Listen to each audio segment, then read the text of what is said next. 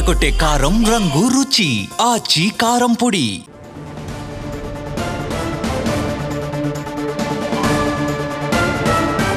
ఇందిరమ్మ ఇళ్ల నిర్మాణం నిరంతర ప్రక్రియ అన్నారు మంత్రి పొంగులేటి. గత ప్రభుత్వం ఎన్నికలప్పుడు మాత్రమే డబుల్ బెడ్రూమ్ ఇళ్ల ప్రస్తావన తీసుకొచ్చేదన్నారు.